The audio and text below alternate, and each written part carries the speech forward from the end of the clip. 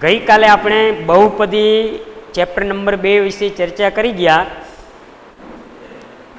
તેમાં મેં તમને બધું પાકું કરવા માટે આપેલું હતું. એ તમામ વિદ્યાર્થી લગભગ પાકું કરી નાખ્યું હશે, કેમ કે એ આવડશે તો જ બધું તમને આગળ દાખલાઓ ગણવાની અંદર કામ લાગશે બધી જ વસ્તુ. ચાલો હવે આપણે કાલે જે થોડીક વાત બાકી હતી એને થોડીક આગળ લઈ જઈએ. ગુણાકાર માટેની છેલ્લે આપણે ચર્ચા કરતા હતા મિત્રો કે ગુણાકાર ગમે ત્યારે કરવાનો આવે ત્યારે સજાતીય પદો હોય કે વિજાતીય પદો હોય એ તમામનો ગુણાકાર થાય છે. સરવાળો અને બાદબાકી કરવાના થાય તો સજાતીય પદોના જ થાય છે, વિજાતીય પદો હોય તો થતા નથી. ગુણાકાર માટે ગમે તે સજાતીય પદો હોય કે વિજાતીય પદો હોય, ગુણાકાર માટે કોઈ રૂલ્સ નથી, બધામાં ગુણાકાર થઈ શકે છે. ગુણાકાર કેવી રીતે કરવો એની પણ મેં ચર્ચા તમારી સાથે કરી હતી કે જો ઋણની નિશાની એક વખત આવે એટલે કે એકી વખત આવે, ઋણની નિશાની એકી વખત આવતી હોય તો તમારે ઋણ નિશાની મૂકવાની, અને બેકી વખત આવતી હોય તો ધન નિશાની મૂકવાની. બાકી રેગ્યુલર જે આપણે ગુણાકાર કરતા હોય એવી જ રીતે ગુણાકાર કરવાનો છે. ચાલો અહીંયા આપણે થોડુંક જોઈએ ગુણાકાર વિશે. -2xy ગુણ્યા -3x²y આ રીતનું આવે. હવે ગુણાકાર છે એટલે કોઈ સજાતીય પદ છે કે વિજાતીય પદ એ આપણે જોવાનું રહેતું નથી. હવે આનો રેગ્યુલર પહેલાં આપણે ગુણાકાર કરી નાખીએ. પહેલાં તો ઋણ નિશાની ગણી લઈએ. ગુણાકાર છે એટલે 1 2 2 એટલે બેકી, બેકી એટલે ધન નિશાની આવશે, એટલે ધન નિશાની આપણે કરતા નથી. 2 ગુણ્યા 3 એટલે 6. હવે જે આગળ પાછળ જે આવે છે એની અંદર તમારે ઘાતાંકના નિયમો આગળના ધોરણની અંદર આવી ગયા કે આધાર સરખો હોય, અહીંયા x અહીંયા x એ બંનેનો આધાર સરખો છે અને બંને વચ્ચે ગુણાકાર છે એટલે ઘાતનો સરવાળો થાય છે. પહેલાં x કરી લેવાનું અને આ xની ઉપર 1 ઘાત, આ xની ઉપર 2 ઘાત એટલે xની 3 ઘાત થશે ઘાતાંકના નિયમ મુજબ. એવી જ રીતે yની 1 ઘાત, yની 1 ઘાત એટલે yની 2 ઘાત. આવી રીતે એનો જવાબ મળે છે. હજુ મિત્રો આગળ થોડુંક જોઈએ. -3x²y ગુણ્યા 5x3 ઘાત yની 2 ઘાત. ચાલો અહીંયા પહેલાં નિશાની જે છે ખૂબ મહત્વની છે. હોશિયાર વિદ્યાર્થીઓ પણ નિશાનીની અંદર ભૂલ કરે છે ને નથી આવડતું એવું નથી હોતું મિત્રો, પણ ઉતાવળના કારણે એ ભૂલ કરે છે. ઘણી વખત અમે પેપરો જોવા, બોર્ડના પેપરો જોવા ગયા હોય ત્યાં પણ એવું અમને જોવા મળતું હોય છે. અહીંયા તમારા પેપરો જોતા હોઈએ ત્યારે પણ એવું જોવા મળે છે કે વિદ્યાર્થી સ્ટાન્ડર્ડ છે, હોશિયાર છે, બધું જ એને આવડે છે, આખું ગણિત એને આવડે છે, છતાં પણ એ વિદ્યાર્થી ઉતાવળમાં એવી ભૂલ કરી નાખે નિશાનીની અને એના કારણે એ માર્ક્સ ગુમાવે છે. એટલે ખાસ ધ્યાન રાખજો. પહેલાં ગુણાકાર છે એટલે સજાતીય કે વિજાતીય પદ સાથે આપણે સંબંધ નથી, જે હોય તે. હવે નિશાની કઈ કરવી તો આની અંદર ઋણ નિશાની ગણવાની છે તમારે. તો કઈ 1 એટલે એકી એટલે ઋણ નિશાની કરવાની, બેકી હોય તો ધન તો આપણે કરતા નથી. ચાલો અહીંયા એક વખત છે એટલે એકી એટલે ઋણ નિશાની કરવાની. 3 ગુણ્યા 5 એટલે 15. અહીંયા ઘાતાંકના નિયમ મુજબ આધાર સરખો છે. અહીંયા 2 ઘાત, અહીંયા 3 ઘાત એટલે 3 ને 2 5 ઘાત. yની આ આધાર સરખો છે એટલે 2 ને 1 3. આનો જવાબ મળે છે -15x ની 5 ઘાત yની 3 ઘાત. ચાલો ખ્યાલ આવી ગયો છે બધા મિત્રોને. હવે આગળ નેક્સ્ટ વસ્તુ આવે છે અવયવ પાડવાનું. કેમ કે આ ચેપ્ટરની અંદર તમારે હવે અવયવ પાડવાના આવશે અને અવયવ જે છે એ તમારે 7મા ધોરણથી આવે છે. 7મા ધોરણમાં, 8મામાં, 9મામાં, 10મામાં ગણિતનો અભ્યાસ કરો ત્યાં સુધી અવયવ આવે. એટલે ખૂબ અગત્યના છે. ઘણી જગ્યાએ એનો ઉપયોગ થતો હોય છે. ગણિતની અંદર અમુક વસ્તુ એવી હોય છે કે જે દાખલે કામ લાગે. અત્યારે મેં જે આ ઋણની એ બધી વાત કરી, ગયા પિરિયડની અંદર ધન ઋણ સંખ્યા હોય તો ધન અને ઋણ સંખ્યાના સરવાળા બાદબાકી ગુણાકાર ભાગાકાર કેવી રીતે થાય? તો આ વસ્તુ સામાન્ય લાગે, તમારા છઠ્ઠા ધોરણમાં આવે છે બધું, પણ અગત્યની ઘણી છે. અમુક અમુક વસ્તુ એવી બી દાખલે કામ લાગે છે, એટલે એ વસ્તુ તો આપણને કમ્પલસરી આવડવી જોઈએ. અમુક દાખલો એવો હોય કદાચ આપણને ના પણ આવડે એવું બની શકતું હોય. તો અહીંયા આપણે હવે અવયવ વિશે થોડી ચર્ચા કરીએ. અવયવ પાડવા માટે પહેલું તો એક તફાવતની રીત તમારે અગાઉ આવી ગઈ છે. તફાવતની રીત જે છે x square minus y square હોય તો એક્સ માઇનસ વાય અને એક્સ પ્લસ વાય આ પ્રમાણે એના અવયવ પડે છે. હવે આ તફાવતની રીત જે છે એ ક્યારે લાગુ પડી શકે, પહેલાં તો આપણને કેવી રીતે એ પછીની ચર્ચા છે મિત્રો, પણ ક્યારે તફાવતની રીતે અવયવ પડી શકે તો એના માટે પહેલું પદ જે છે તમારું એ પહેલું પદ પૂર્ણવર્ગ હોવું જોઈએ, બીજું પદ એ પૂર્ણવર્ગ હોવું જોઈએ અને બંને પદની વચ્ચે માઇનસ હોવા જોઈએ કમ્પલસરી, તો જ એ રૂલ્સ લાગુ પડે, નકે નહીં. પહેલું પદ એ પૂર્ણવર્ગ હોવું જોઈએ, બીજું પદ એ પૂર્ણવર્ગ હોવું જોઈએ, વચ્ચે બંને પદની વચ્ચે માઇનસની નિશાની હોવી જોઈએ. પૂર્ણ વર્ગ એટલે શું મિત્રો? કદાચ અમુક મિત્રોને ખ્યાલ નહીં હોય તો એની ચર્ચા કરી લઉં. પૂર્ણ વર્ગ એટલે પૂર્ણ વર્ગ સંખ્યાઓ તમને મિત્રો ખબર હશે કે એકનો વર્ગ આપણે કરીએ છીએ તો એકનો વર્ગ 1 તો 1 પૂર્ણ વર્ગ છે, 2નો વર્ગ 4 એટલે 4 પૂર્ણ વર્ગ છે, 3નો વર્ગ 9 એટલે 9 પૂર્ણ વર્ગ છે. એટલે કે એવી સંખ્યા કે જેનું વર્ગમૂળ કાઢો તો પૂર્ણાંકમાં મળે, પોઈન્ટમાં નહીં, ટૂંકમાં દશાંશમાં નહીં. 9 છે તો એનું વર્ગમૂળ 3 એટલે 9 છે એ પૂર્ણ વર્ગ સંખ્યા. પછી 16 પૂર્ણ વર્ગ, કેમ કે 16નું વર્ગમૂળ 4. 25 પૂર્ણ વર્ગ, કારણ કે 25નું વર્ગમૂળ 5. 36 પૂર્ણ વર્ગ. આવી રીતે પૂર્ણ વર્ગ સંખ્યાઓ અનંત આપણને મળે છે. તો એવી જે છે એ પૂર્ણ વર્ગ સંખ્યાઓ કહેવાય. અને જે સંખ્યાની પાછળ જે ચલ હોય છે એ ચલ જે છે એ ચલની ઘાત બેકી હોવી જોઈએ તો એને પૂર્ણ વર્ગ કહેવાય, નકે ના કહેવાય. આ ખાસ ધ્યાન રાખજો. દાખલા તરીકે તમારે 25 એક્સની 3 ઘાત આવું આવે તો 25 પૂર્ણ વર્ગ છે પણ એક્સની જે ઘાત છે એ એકી છે, બેકી હોવી જોઈએ તો જ એ પૂર્ણ વર્ગ સંખ્યા બને, નક ના બને. આ આખું પદ પૂર્ણ વર્ગ ત્યારે બને કે 25 પૂર્ણ વર્ગ છે અને એક્સની 3 ઘાત જે છે એ એક્સની ઘાત જે છે એ બેકી હોવી જોઈએ તો એ પૂર્ણ વર્ગ બને. એટલે આ પૂર્ણ વર્ગ નથી. પછી 17 એક્સની 4 ઘાત. અહીંયા જો મિત્રો, એક્સની 4 ઘાત એટલે કે ચલ જે છે એની ઘાત બેકી છે પણ આગળ જે એનો સહગુણક છે એ સહગુણક પૂર્ણ વર્ગ નથી, એટલે આ પદ જે છે એ પણ પૂર્ણ વર્ગ નથી.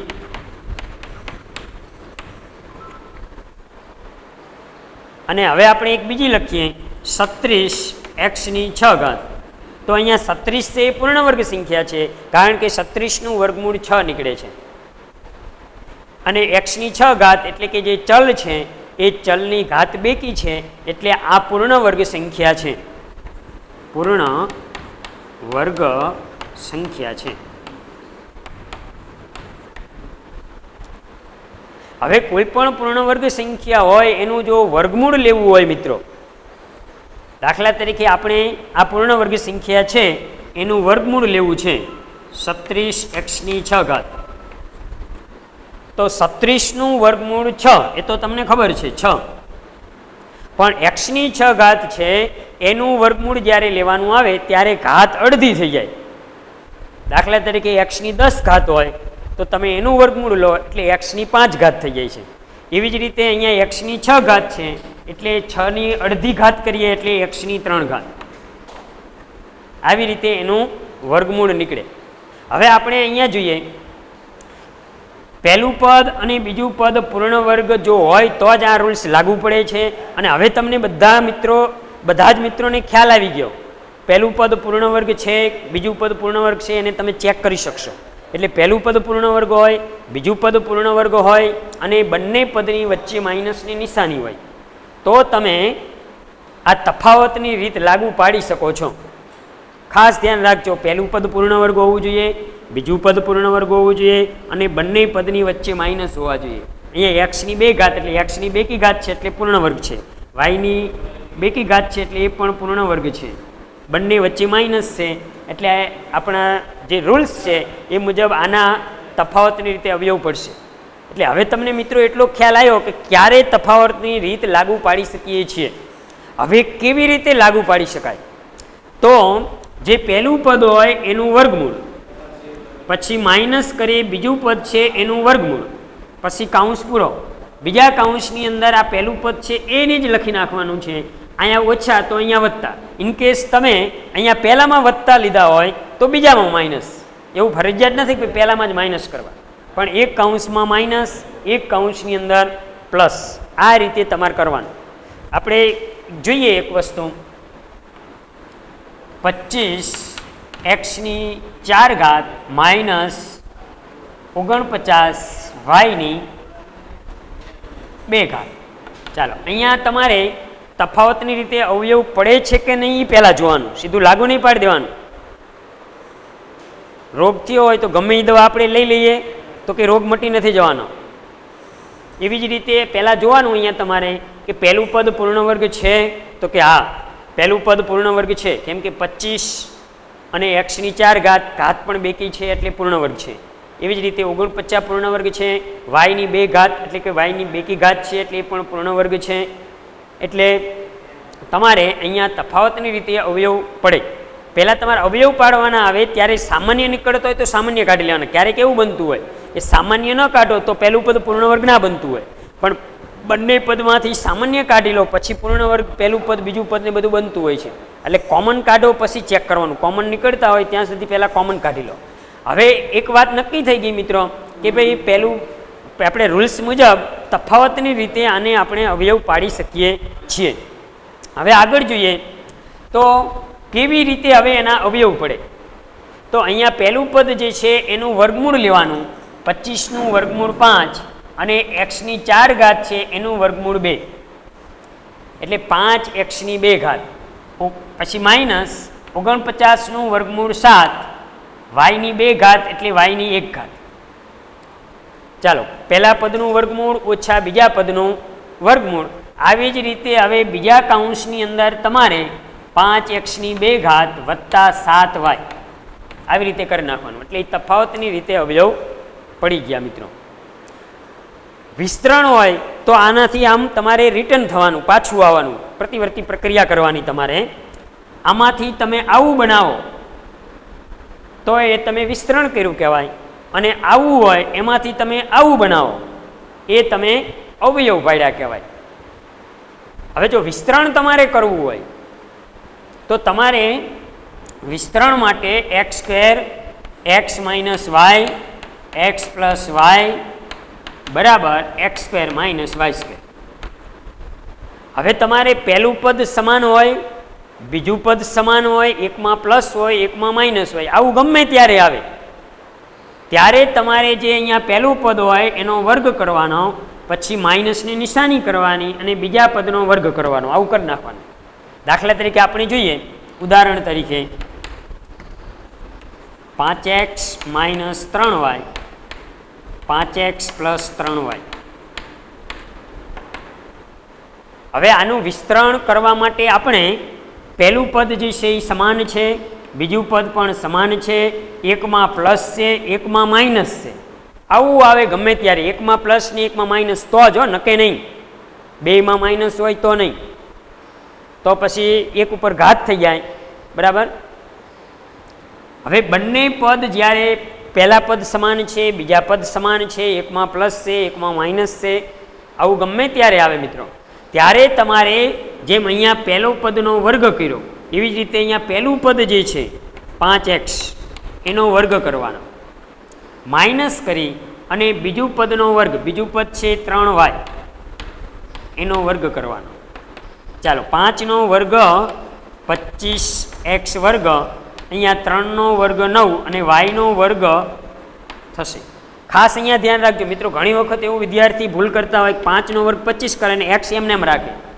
ઘાતાંકના નિયમ મુજબ 5નો પણ વર્ગ થાય છે, એક્સનો પણ વર્ગ થાય છે, એવી જ રીતે 3નો પણ વર્ગ થાય છે અને વાયનો પણ વર્ગ થાય છે. આ ખાસ ધ્યાન રાખજો મિત્રો. આવી રીતે આ વિસ્તરણનું કામ થયું. આપણે પહેલું કર્યું એ અવયવ હતા, આ વિસ્તરણનું કામ થયું. આ તફાવતની રીત મિત્રો ઘણી જગ્યાએ ઉપયોગમાં આવે છે, એટલે ખાસ ધ્યાન રાખજો. પછી એક બીજી રીત 3 પદ વાળે આવશે, એ આપણે દાખલા ગણશું એટલે તમને મિત્રો એ ખ્યાલ આવી જશે. એની ચર્ચા અત્યારે હું નથી કરતો. અહીંયા હવે આપણે આગળ સ્વાધ્યાય ચાલુ કરશું મિત્રો. ચાલો હવે મિત્રો આપણે ઉદાહરણ જોઈએ. ઉદાહરણ 1 પેજ નંબર 23 છે. નીચે આકૃતિઓમાં જે આલેખ તમને આપેલો છે px માટે y બરાબર px ના આલેખ છે. પ્રત્યેક આલેખ માટે px ના શૂન્યોની સંખ્યા શોધો. ગયા પિરિયડની અંદર મિત્રો મેં તમારી સાથે ચર્ચા કરી હતી કે એક્સ અક્ષની જેટલી વખત છેદે એટલા શૂન્યો મળે. અહીંયા પહેલું જે છે એમાં પહેલું જોઈએ તો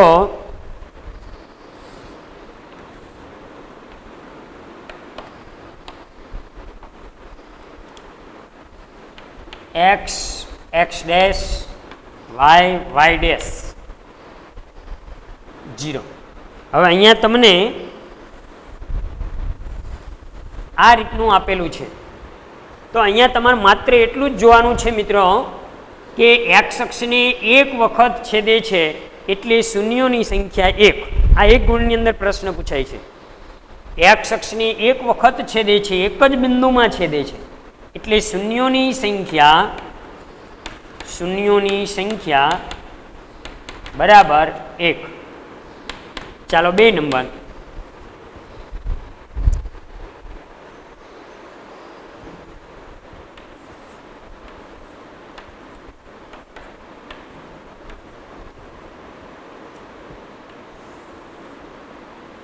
ચાલો અહીંયા એક્સ અક્ષને 2 બિંદુમાં છેદે છે, 1 અને 2 એટલે શૂન્યોની સંખ્યા તમને મળે છે 2.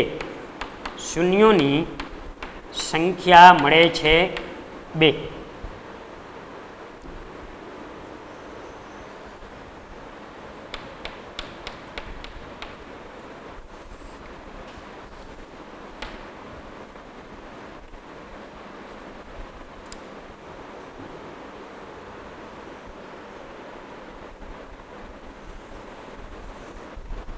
અહીંયા તમને 1, 2 અને 3 એક્સ અક્ષને 3 બિંદુમાં છેદે છે એટલે શૂન્યોની સંખ્યા બરાબર 3. તો આવી રીતે મિત્રો બહુ સરળ છે, નાના બાળકોને પણ આવડી જાય એવું છે. એવી જ રીતે હવે પાછળ જે છે એમાં 4 નંબર જે છે એ 4 નંબરની અંદર ગ્રાફની અંદર નજર કરીએ તો એક્સ અક્ષની એક બિંદુમાં છેદે છે એટલે ત્યાં આપણને જવાબ મળે છે 1.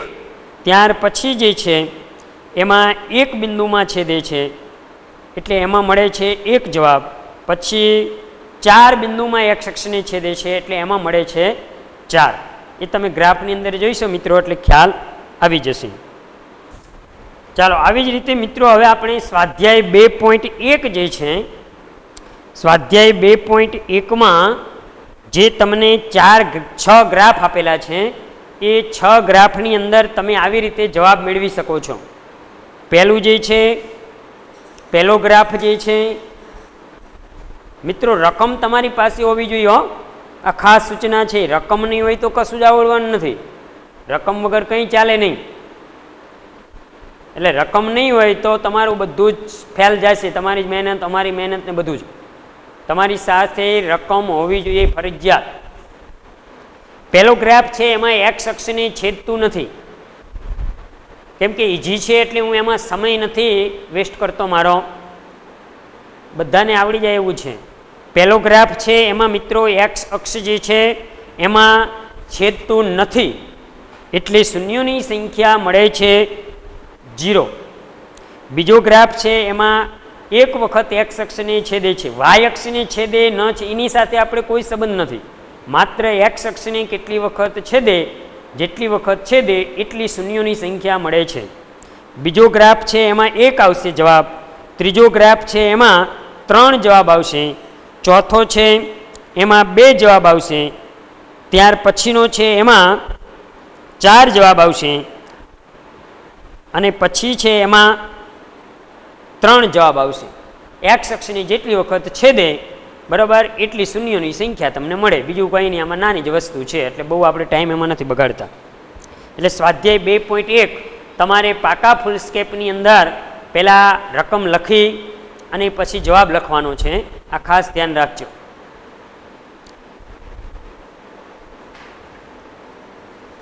ચાલો હવે આપણે ઉદાહરણ 2 તરફ જઈએ મિત્રો.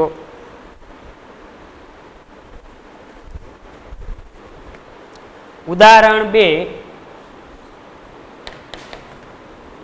દ્વિઘાત બહુપદી x² + 7x + 10 ના શૂન્યો શોધો તથા તેના શૂન્યો અને સહગુણકો વચ્ચેનો સંબંધ ચકાસો. હવે x² + 7x + 10 બરાબર 0. અવયવ પાડવાના આવે. તમારે શૂન્યો મેળવવા હોય મિત્રો તો અવયવ પાડવા પડે. અવયવ પાડવા હોય તો તમારે px જે બહુપદી હતી px = 0 લઈ લેવાના. px = 0 લઈ અને હવે આગળની આપણે આના અવયવ પાડવાના છે. હવે જો અહીંયા અવયવ પાડવા માટે તફાવતની રીત લાગુ પડશે નહીં. બરાબર મિત્રો? કેમ કે મેં હમણાં તમને વાત કરી એ તફાવતની રીતે અવયવ જે પાડતા હતા આપણે તફાવતની રીતે, એ રીત આમાં લાગુ પડશે નહીં. કેમ કે આમાં 3 પદ છે, ઓલામાં 2 જ પદ હતા. પહેલું પદ પૂર્ણ વર્ગ, બીજું પદ પૂર્ણ વર્ગ ને વચ્ચે માઇનસ, તો જ તફાવતની રીત લાગુ પડે. આમાં એવું કંઈ છે નહીં. અહીંયા 3 પદ છે અને અહીંયા તમારે ax² + bx + c બરાબર 0 જે તમારું દ્વિઘાત સમીકરણ છે એ ટાઈપ છે. આ સમીકરણ દ્વિઘાત સમીકરણ છે x² + bx + c = 0. તો આ એ ટાઈપ છે. આવું દ્વિઘાત સમીકરણ આવે ત્યારે તમારે એના અવયવ પાડવા માટેની જે રીત છે એ તમને હું સમજાવું. તો અહીંયા બાજુમાં તમારે સ ગુ સમ એવું લખી લેવાનું. તમને મિત્રો આવું લખેલું ક્યાંય જોવા નહીં મળે, પણ તમારે આ કામ કરવાનું છે કે એના કારણે આપણી ભૂલ ન થાય. તો એ ઘણી વસ્તુ એવી હોય કે એ પછી ટેક્સ્ટ બુકમાં બીજા દાખલામાં ન હોય. બરાબર? એ અમારી મૌલિકતા હોય, એને તમારે ફોલો કરવાની છે. તમારે બાજુમાં સ મોટા કરો સ ગુ સમ બરાબર એવી રીતે તમારે લખી નાખવાનું. સ એટલે સરવાળો, ગુ એટલે ગુણાકાર અને સમ એટલે સંખ્યા. આ ખાસ ધ્યાન રાખજો. સરવાળો, ગુણાકાર અને સંખ્યા આવું લખી લેવાનું. હવે તમારે આના અવયવ પાડવાના છે મિત્રો. ખૂબ અગત્યનું છે અવયવ પાડવાનું. આ ખાસ યાદ રાખજો. બીજા મોટા મોટા અવયવો નથી આવતા આપણે 10માં. એક તફાવતની રીત આવે અને એક આ સગુ સમની રીત આવે. આ 2 રીત ખાસ અગત્યની છે. હવે તમારે સરવાળો જે છે એમાં તમારે આ વચ્ચે જે છે એક્સનો સહગુણક, આ એક્સનો સહગુણક છે એ તમારે લખવાનો છે.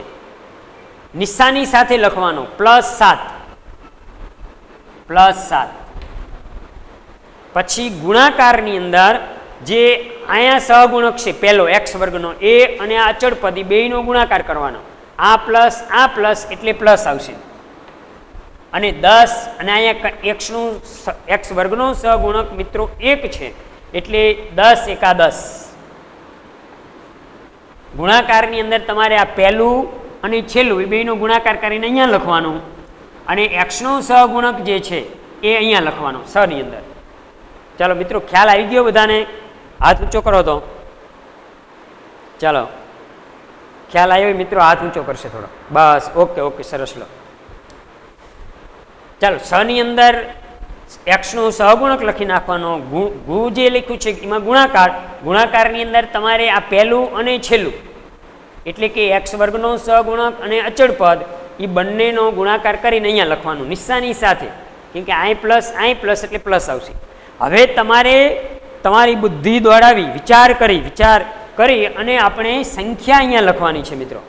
કે એવી 2 સંખ્યા લખવાની કે એનો સરવાળો કરો તો 7 થાય, ગુણાકાર કરો તો 10 થાય. તો એવી સંખ્યામાં પહેલાં સરવાળા તરફ નહીં જવાનું, પહેલાં ગુણાકાર તરફ આપણે જઈએ કે ભાઈ ગુણાકાર 10 થાય એવી સંખ્યા 2 આપો. બરાબર? તો 2 અને 5, 2 પંચાને 10, એટલે સંખ્યા 2 અને 5 આવશે. હવે તમે જુઓ, આનો સરવાળો કરો, અહીંયા પ્લસ રાખો, અહીંયા પણ પ્લસ રાખો. જો આ 2 પ્લસ હશે તો આ 2 પ્લસ જ થવાના મિત્રો. હવે તમે આ બંનેનો સરવાળો કરો, +2 +5 એટલે +7 થાય. આ 2નો ગુણાકાર કરો એટલે 10 થાય. એટલે આપણને સંખ્યા મળી ગઈ. આ ખૂબ અગત્યનું છે. ઘણા બધા દાખલાઓની અંદર આગળ બધા ચેપ્ટરો 4 થી 5 ચેપ્ટરો એવા આવે કે એની અંદર આ રીતે અવયવ પાડવાનું આવે છે. એટલે ખૂબ અગત્યનું છે મિત્રો, ખાસ ધ્યાન રાખજો. એક તફાવતની રીત અને એક આ રીત, આ અવયવ પાડવાની, આ 2 રીત કમ્પલસરી તમામ વિદ્યાર્થીઓ જે છે એમને આવડવી જોઈએ. હવે આપણે અહીંયા x વર્ગની આગળ કંઈ નથી ત્યારે તમે આના ડાયરેક્ટ અવયવ પાડી શકો છો. નકે 4 પદ કરવા પડે, એ આપણે કરશું એટલે તમને ખ્યાલ આવી જશે. પણ x વર્ગનો સહગુણક 1 હોય ત્યારે તમારે 4 પદ કરવાની જરૂર રહેતી નથી. કરો તો બી જવાબ તો આવે જ છે, પણ એક સ્ટેપ આપણું નીકળી જાય, સમય બચી જાય. અહીંયા તમારે x કરી, અહીંયા જે છે x એટલે x કરી અને આ સંખ્યા લખી લેવાની +2 અને બીજા કૌંસની અંદર x +5 બરાબર 0. હવે આગળ જવા દઈએ તો x +2 બરાબર 0 અથવા x +5 બરાબર 0. હવે x ને કરતા બનાવીએ એટલે x બરાબર -2 અથવા x બરાબર -5. ચાલો આ 2 શૂન્યો મિત્રો મળી ગયા. x બરાબર શૂન્યો મેળવવાના એટલે x મેળવવાનો હતો આપણે, કે આલ્ફા બીટા કે ગામા પણ કહી શકો. આલ્ફા ને બીટા, આ એક આલ્ફા થઈ ગયો, એક બીટા થઈ ગયો. આલ્ફા બીટા કોઈ અલગ વસ્તુ નથી. અગાઉના છે પિરિયડની અંદર હું એની ચર્ચા કરી ચૂક્યો છું. એકને આલ્ફા કહો, એકને બીટા કહો, એટલે આલ્ફા થઈ ગયો ને આ બીટા થઈ ગયો. હવે આપણે જે પ્રશ્ન જે હતો આપણો કે શૂન્યો શોધો, તો આપણો પહેલો પ્રશ્ન જે હતો શૂન્યો શોધો, એ કામ આપણું પૂર્ણ. શૂન્યો મળી ગયા. પછી આગળ તમને એવું કીધું છે કે શૂન્યો અને સહગુણક વચ્ચેનો સંબંધ ચકાસો. જે શૂન્યો મળ્યા છે એ અને આ જે સહગુણકો છે મિત્રો, સહગુણકોને પણ તમને ખબર છે કે આ x વર્ગનો આગળ જે 1 છે એનો સહગુણક, આ પદ છે એનો સહગુણક 7 છે, આ અચળ પદ છે. તો આ શૂન્યો જે મળ્યા તે અને આ સહગુણક છે એ 2 વચ્ચે કંઈક સંબંધ છે, એ સંબંધ આપણે મેળવવાનો છે. હવે એ મેળવવા માટે આપણે શૂન્યોનો સરવાળો કરીએ. હવે શૂન્યોનો સરવાળો આલ્ફા પ્લસ બીટા બરાબર. ચાલો શૂન્યોનો સરવાળો કરીએ મિત્રો એટલે -2 પ્લસ -5 બરાબર. જવાબ મળે છે મિત્રો -7. નીચે કંઈ જ નથી એટલે 1. આગળ જવા દઈએ તો આ માઇનસ એટલે -7. તો 7 જે છે એ x નો સહગુણક છે. x નો સહગુણક એ ઓટોમેટિક સેટિંગ થઈ જ જાય છે. x નો સહગુણક અને 1 જે છે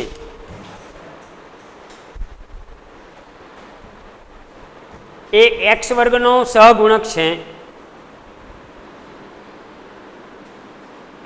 x વર્ગનો સહગુણક.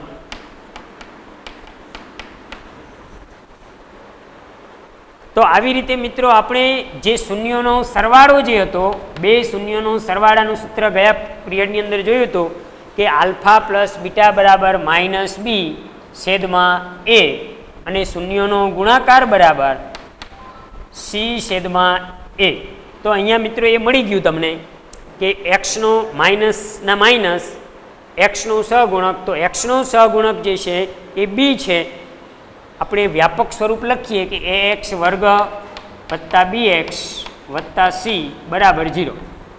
તો અહીંયા શૂન્યોનો સરવાળો જે છે -b છેદમાં a, તો b જે છે x નો સહગુણક. તો અહીંયા પણ આપણને મળી ગયું x નો સહગુણક, માઇનસ એટલે માઇનસ. એટલે અહીંયા આપણે શૂન્યનો સરવાળો કર્યો અને અહીંયા છેલ્લે આપણને સહગુણક મળી ગયા, એટલે કે શૂન્યોને અને સહગુણકને કંઈક સંબંધ છે. એવી જ રીતે હવે શૂન્યોનો ગુણાકાર, શૂન્યોનો ગુણાકાર આલ્ફા ગુણ્યા બીટા બરાબર -2 ગુણ્યા -5 બરાબર 10/1. ચાલો 10, તો 10 મિત્રો અહીંયા તમને અચળ પદ આપેલું છે એટલે ઉપર આવશે અચળ પદ, અચળ પદ. અને 1 એટલે x વર્ગનો સહગુણક.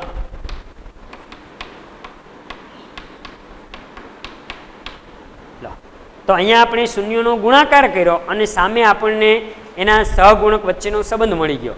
તો આવી રીતે મિત્રો શૂન્યો પહેલાં મેળવવાના હતા અને શૂન્યોનો સરવાળો અને શૂન્યનો ગુણાકાર બરાબર કરીએ એટલે આપણને એ શૂન્યો અને સહગુણકો જે છે એ બંને વચ્ચેનો જે સંબંધ છે એ આપણને મળી જાય છે.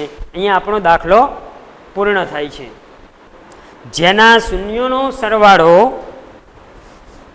ઉદાહરણ 4, જેના શૂન્યનો સરવાળો અને ગુણાકાર અનુક્રમે -3 અને 2 હોય તેવી દ્વિઘાત બહુપદી મેળવો. અહીંયા તમને મિત્રો શૂન્યનો સરવાળો અને શૂન્યનો ગુણાકાર આપી દીધો છે. શૂન્યનો સરવાળો છે -3, શૂન્યનો સરવાળો -3 અને શૂન્યનો ગુણાકાર 2, આ તમને આપી દીધું છે. તેવી દ્વિઘાત બહુપદી મેળવો, એટલે કે દ્વિઘાત બહુપદી જે છે એ દ્વિઘાત બહુપદી મેળવવા માટે તમને જ્યારે શૂન્યો આપ્યા હોય અથવા તો શૂન્યનો સરવાળો કે ગુણાકાર આપેલા હોય ત્યારે તમારે આ સૂત્ર લખવાનું, x² - alpha plus beta x plus alpha beta. ચાલો અહીંયા તમે કિંમત એડ કરો, x² આલ્ફા પ્લસ બીટા એટલે -3x વત્તા આલ્ફા ગુણ્યા બીટા એટલે 2 બરાબર x² માઇનસ પ્લસ થઈ જશે 3x પ્લસ 2. તો આ બહુપદી જે છે એમાંથી આ જે શૂન્ય મળે અને એ શૂન્યનો સરવાળો કરીએ તો -3 અને એ શૂન્યનો ગુણાકાર 2 થતો હશે. આ મિત્રો સૂત્ર ક્યારે વાપરવાનું એ ખાસ ધ્યાન રાખજો. તમને શૂન્યો આપ્યા હોય અથવા શૂન્યનો સરવાળો કે ગુણાકાર આપેલા હોય ત્યારે એ શૂન્યો જે હતા એ કઈ બહુપદીમાંથી બનેલા હશે, કઈ બહુપદીમાંથી એનો ઉદ્ભવ થયો હશે, એ બહુપદી મેળવવી હોય ત્યારે તમારે આ સૂત્રનો ઉપયોગ કરવાનો છે. એમાં તમે આ તો તમને આમાં સરવાળો જ આપ્યો હતો, ક્યારેક એવું પણ બનતું હોય કે ખાલી શૂન્યો જ આપ્યા હોય તો અહીંયા શૂન્ય મૂકી દેવાના, 1 શૂન્ય આલ્ફા મૂકી દો, એક શૂન્યની કિંમત બીટાની જગ્યાએ મૂકી દો, હવે મૂકી દો, સાદુરૂપ આપી દો એટલે તમારે જવાબ મળી જાય છે. હવે ઉદાહરણ 5 છે મિત્રો, આપણે ગણવાનું નથી કેમ કે ત્યાં સ્ટારની નિશાની કરી અને આપણને એવું આપેલું છે કે પરીક્ષાના દ્રષ્ટિકોણથી લીધેલ નથી, એટલે પરીક્ષામાં પૂછાશે નહીં એવું આપણને પાઠ્યપુસ્તકની અંદર બોર્ડ દ્વારા જાણ કરવામાં આવેલી છે. ચાલો હવે સ્વાધ્યાય 2.2.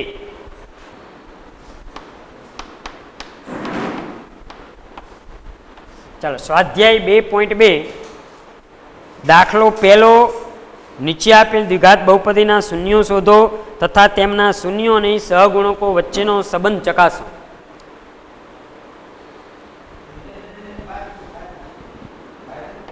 દાખલા નંબર 1 એનો પહેલો, x² -2x -8 બરાબર 0. અહીંયા તમારે સગુસમ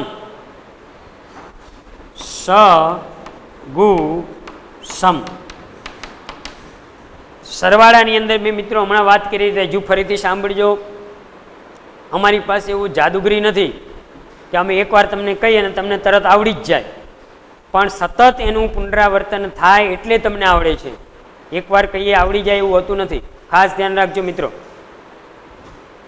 અહીંયા તમને હું ફરીથી વાત કરું, સગુસમ બાજુમાં લખી લો સ ની અંદર સ એટલે સરવાળો, ગુ એટલે ગુણાકાર, સમ એટલે સંખ્યા. સ એટલે સરવાળો, સરવાળાની અંદર તમારે જે વચ્ચેનું પદ જે છે -2 એ લખવાનું. ગુણાકારની અંદર આ પહેલું એટલે કે x વર્ગનો સહગુણક અને અચળ પદ એ બેયનો ગુણાકાર, આ પ્લસ આ માઇનસ એટલે માઇનસ આવશે. અને અહીંયા 1 છે, 1 8 8. ચાલો હવે આપણે એવી સંખ્યા લખવાની કે એનો સરવાળો કરીએ તો -2 થાય, ગુણાકાર કરીએ તો -8 થાય. પહેલાં આપણે ગુણાકાર જોઈએ કે ભાઈ 8 ગુણાકાર થાય, નિશાનીનું સેટિંગ પછી કરશું.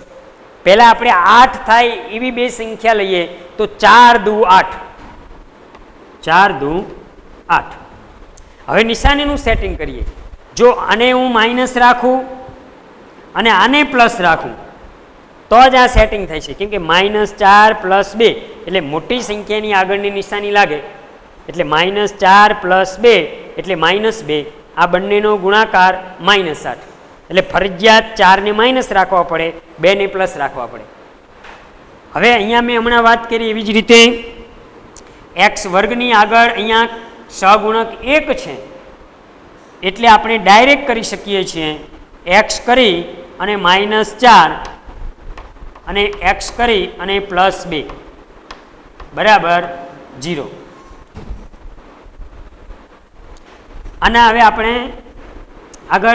આગળ જવા દઈએ. આના બરાબર 0 પહેલો કાઉન્સ જે છે એના બરાબર 0 અથવા બીજો કાઉન્સ છે x + 2 એના બરાબર 0. તેથી x બરાબર 4 અથવા x બરાબર -2. ચાલો x જે તમને મળે છે એ તમારા શૂન્યો છે, એટલે કે એક શૂન્ય તમને મળે છે 4 અને બીજું શૂન્ય મળે છે -2. હવે શૂન્યો મળ્યા એટલે આપણો પહેલો પ્રશ્ન કમ્પ્લીટ થઈ ગયો. નેક્સ્ટ બીજો પ્રશ્ન એવો છે કે શૂન્યો જે છે એને અને સહગુણક વચ્ચેનો સંબંધ ચકાસો. હવે આપણે સંબંધ ચકાસીએ. ચાલો શૂન્યોનો સરવાળો, શૂન્યોનો સરવાળો આલ્ફા પ્લસ બીટા બરાબર, ચાલો શૂન્યો જે છે 4 વત્તા -2. બંને શૂન્યો જે છે એ બંને શૂન્યોનો સરવાળો આપણે કરીએ છીએ. 4 - 2 એટલે 2 મળે છે. અહીંયા મિત્રો તમે જુઓ અહીંયા -2 છે એટલે આપણે અહીંયા થોડોક ફેરફાર કરશું. અહીંયા 1 કરીએ બરાબર 2 છે ત્યાં હું -2 આવું કરી શકું, કેમ કે અહીંયા -2 હતા એટલે મારે -2 કરવા હતા, પણ હું એમનામ કંઈ નિશાની પ્લસ અહીંયા માઇનસ કરી દઉં બરાબર, એ તો ચાલે નહીં. એટલે મેં અહીંયા થોડીક બુદ્ધિનો ઉપયોગ કર્યો. -2 એટલે -+2 થઈ જાય. ચાલો 1 ના 1 લેવા દઈએ બરાબર, માઇનસ એટલે માઇનસ અને -2 તો -2 છે મિત્રો. અહીંયા જુઓ -2 એ x નો સહગુણક છે એટલે ત્યાં હું લખીશ x નો સહગુણક, x નો સહગુણક.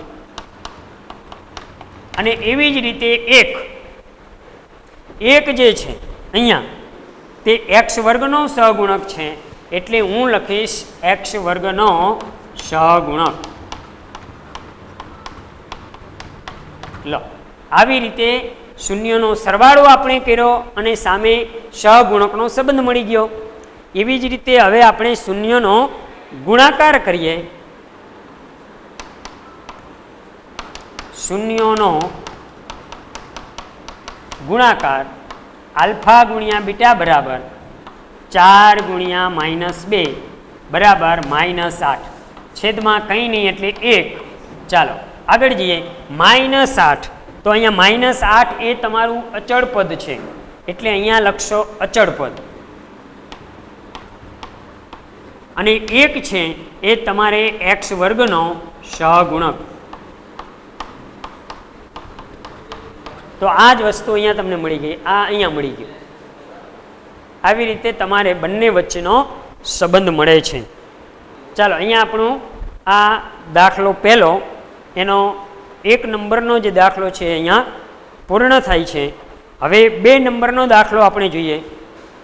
ચાલો હવે 2 નંબર દાખલો પહેલો એના 2 નંબરનો 4s વર્ગ 4s વર્ગ.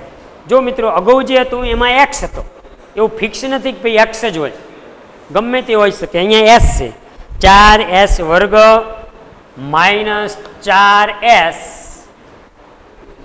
પ્લસ 1 બરાબર 0. પહેલા આપણે આના શૂન્યો મેળવવા માટે અહીંયા લખશું સગુસમ. સરવાળામાં -4 ગુણાકારની અંદર 4 એકા 4 એટલે અહીંયા +4 આવશે. 2 દુ 4, બંને માઇનસ રાખશો એટલે આ સેટિંગ થઈ જ જાય છે. એ થોડીક બુદ્ધિ દોડાવવાની સેટિંગ કરવા, કે કયા પ્લસ રાખવા, કયા માઇનસ રાખવા, કે 2 માઇનસ રાખવા, 2 પ્લસ રાખવા, થોડોક બુદ્ધિનો ઉપયોગ કરવાનો. અહીંયા તમે જુઓ -2 એટલે -4, -2 ગુણ્યા -2 એટલે +4 થઈ ગયું સેટિંગ.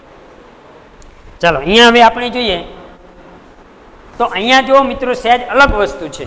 અહીંયા તમારે s વર્ગનો સહગુણક 1 નથી, ત્યારે તમારે હવે 4 પદ કમ્પલસરી કરવા પડશે. પહેલો જે દાખલો કર્યો આપણે એમાં 4 પદ કરી અને કરો તોય બી જવાબ મળે, અને ન કરો તો પણ ચાલતું હતું. હવે તમારે કમ્પલસરી તમારે એમાં જ જવું પડશે. એના માટે હવે તમારે પહેલું પદ જે છે આર્યું એ તમારે લખી જ લેવાનું, 4s વર્ગ. પહેલું પદ લખી લેવાનું. આ વચ્ચેનું પદ છે એ લખવાનું નહીં, તેની જગ્યાએ આ 2 પદ લખવાના, -2s -2s. અહીંયા જે 2 છે તમારી સંખ્યાઓ એ અહીંયા વચ્ચે લેવાની, અને હવે આ છેલ્લું પદ લખવાનું +1 બરાબર 0. હવે તમારા 4 પદ થઈ ગયા છે. આ પહેલું પદ અને છેલ્લું પદ ઉપરથી આવ્યું, આ પહેલું અને છેલ્લું, વચ્ચે જે 2 પદ આવ્યા એ અહીંથી આવ્યા. હવે તમારે 2 ની જોડકી બનાવી દેવાની, અને હવે કોમન લેવાના. અહીંયા 4 અને 2 એટલે 2 કોમન નીકળશે, અને s વર્ગ અને s એટલે એક s કોમન નીકળશે. એટલે તમારે હવે અહીંયા 2s વધશે -s -1. અહીંયા 2 છે, 4માં પણ 2 હોય, 4 ના હોય એટલે 2 કોમન નીકળે, એટલે અહીંયા 2 વધે. s વર્ગમાંથી s નીકળે એટલે s વધે. 2s બધું જ નીકળી જાય મિત્રો, આ ખાસ ધ્યાન રાખજો. આમાંથી 2s બધું જ નીકળી જાય ત્યારે 1 વધે, કેમ કે ત્યાં ગુણાકાર સ્વરૂપે 1 હોય જ તેમાં. અહીંયા માઇનસ હોય ત્યારે માઇનસ કોમન નીકળશે, અને માઇનસ કોમન માઇનસ નીકળશે. બંનેમાં હોય એવું કશું છે નહીં, એટલે કંઈ ન નીકળે એટલે 1 નીકળે. હવે તમારે અહીંયા -1 નીકળ્યા કોમન, એટલે આ 2s જે છે એના 2s અને +1 અહીંયા માઇનસ કોમન નીકળે એટલે અંદરની નિશાની ચેન્જ થઈ જાય છે. આ પ્લસ છે ત્યાં માઇનસ આવશે બરાબર 0. તમે જ્યારે માઇનસ કોમન કાઢો ત્યારે અંદરના બધા જ પદની નિશાની બદલાય. આ માઇનસ હતી એ પ્લસ થઈ, આ પ્લસ હતી એ માઇનસ થઈ. અને આ દાખલો તમે કરશો ત્યારે આ બંને કાઉન્સ સરખા જ આવવા જોઈએ મિત્રો, નકે ક્યાંક આપણી ભૂલ, ખાસ ધ્યાન રાખજો. આ બંને કાઉન્સ સરખા આવવા જોઈએ. એ બંને સરખા કાઉન્સ જે આવે એમાંનો એક કાઉન્સ લખી લેવાનો, અને બીજા કાઉન્સની અંદર આ સામાન્ય કાયદા એ લખવાના.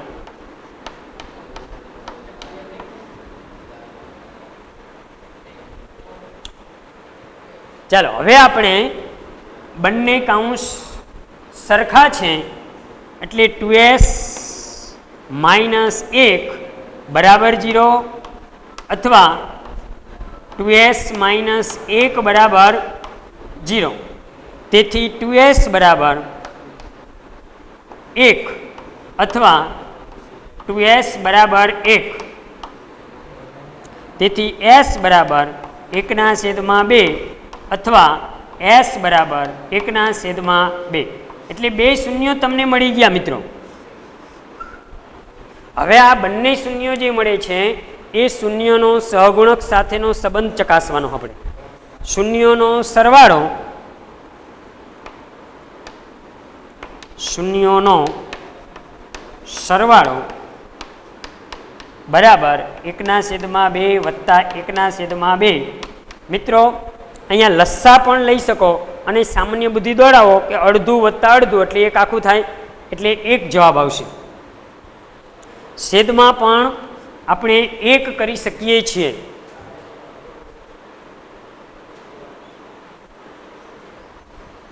હવે આને આપણે થોડુંક સેટિંગ કરવું પડશે, કેમ કે આપણે જે જવાબ અહીંયા સંબંધ જે લાવવાનો છે તે -x નો સહગુણક એવી રીતે લાવવાનો છે.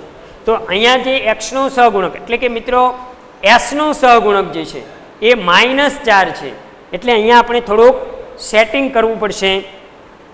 અહીંયા તમારે અંશ અને છેદને 4 વડે ગુણવા પડશે અને -4 કરવા પડશે. આ માઇનસ માઇનસ એટલે પ્લસ થઈ ગયા, એ કોઈ મેં ફેરફાર નથી કર્યો, પણ જરૂર હતી એટલે મેં એવું કર્યું. આને પણ 4 વડે ગુણો એટલે 4 બરાબર. ચાલો આ માઇનસ એટલે -4, તો -4 છે s નો સહગુણક, s નો સહગુણક. એવી જ રીતે 4 એટલે s વર્ગનો સહગુણક, s વર્ગનો સહગુણક. ચાલો આવી જ રીતે મિત્રો હવે શૂન્યોનો ગુણાકાર કરીએ.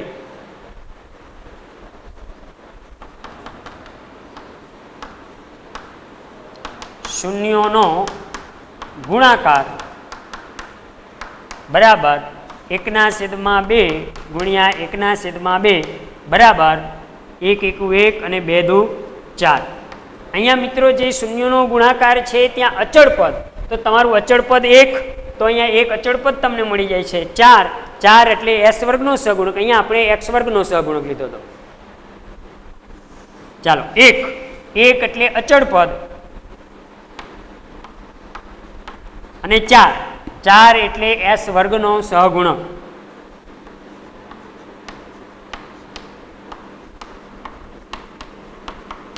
તો આવી રીતે મિત્રો શૂન્યો મેળવી શૂન્યોનો સરવાળો અને ગુણાકાર કરશો એટલે શૂન્યો અને સહગુણકો વચ્ચેનો સંબંધ મળી જશે. ચાલો ઓકે મિત્રો.